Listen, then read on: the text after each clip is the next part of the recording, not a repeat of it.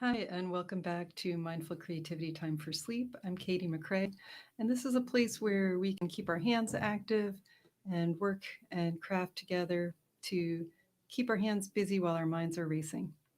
So, if you're one of those many people who wakes up in the middle of the night, sometimes it's hard to get back to sleep. You might be anxious, you might be thinking about a lot of stuff.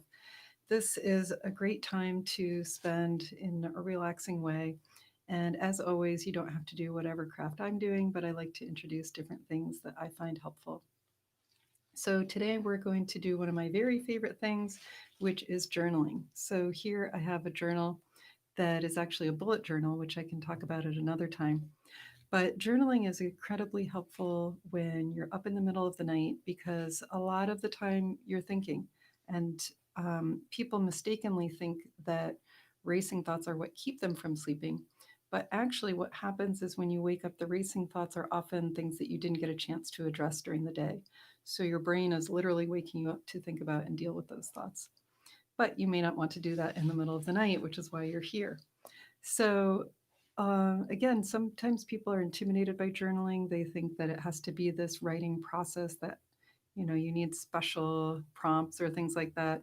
But a lot of times, actually, most of the time when I journal, it's just stream of consciousness. It's just whatever thoughts I have about the day, getting them out on paper.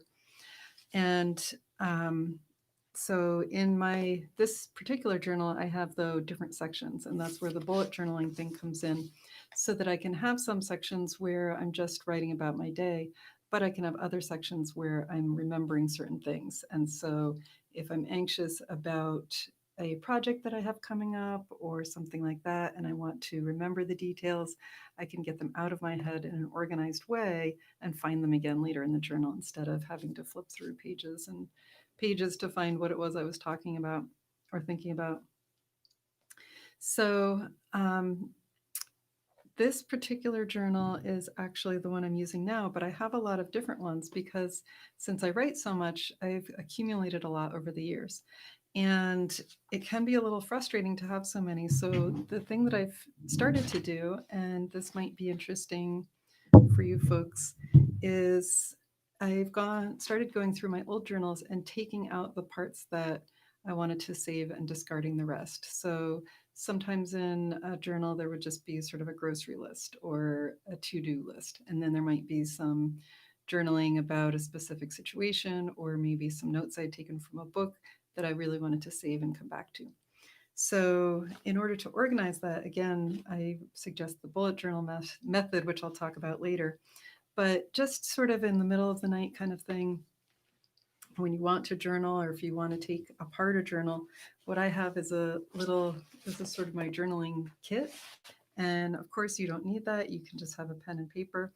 But this is what I use to go over old journals. This is actually a makeup case that I got from Target, and it's designed by Orla Keeley. She's one of my favorite fabric and pattern designers.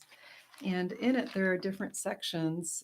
Again, this is originally for makeup or styling. Um, and so in the different pockets, I have pens, a glue stick, some fancy tape, and some scissors, and then some regular tape over here. And in this pocket, I have some pages from an old journal. This is from 2007, I think, that I've been going through. And then in this pocket over here, I can put whatever journal I'm putting them into. So sometimes I have a journal, sort of a master journal that would have thoughts in it, might have advice people gave me, and then a separate journal for just free journaling that I did at the time. So if it sounds complicated, I apologize, but I think a lot about writing because I find it very soothing. And so I want to be able to go back and read some of the things that I wrote and remember them. And as we sit together, and if you want to do some journaling, I suggest getting a really nice pen. And as always, you don't have to watch me during this if you don't want to, because I don't want the light from the screen that you're on right now, whether it's a phone or a laptop, I don't want that to keep you awake and mess up your sleep. But it's always good to get a really nice pen. And I find that over the years, I've gravitated towards really, really thin ones. So this is a very fine tip pen. It's a 0.25, and of course, getting a nice journal. This one I got on Amazon, and it's got the little tiny light dots.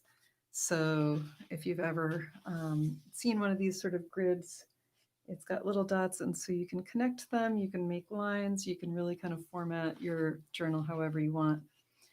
And sometimes I will do this by candlelight. Again, you want enough light so you can see, but not so much light that it's disturbing your sleep. And you can also do different prompts. So sometimes I might just write about whatever's bothering me, but certainly you can do different prompts about what are some things I'm grateful for, what is something that surprised me this week. It's really fun to make a bunch of prompts ahead of time so that in the middle of the night you're kind of surprised or you pick one. And so you have something to focus on other than sometimes once you've kind of gotten journaled out what you needed to, it's nice to switch gears into something that may be like a little bit more positive or kind of more inspirational. So those are two sort of ways that I use journaling. I like to get out of my brain whatever it is that might be continuing to keep me awake. And then I also like to go over and reflect on things that I wrote in the past. Again, I hope this is helpful for you if you're up in the middle of the night. I hope that you can do a little bit of journaling or whatever crafting and fall back asleep. And I hope that you've been able to relax a little bit.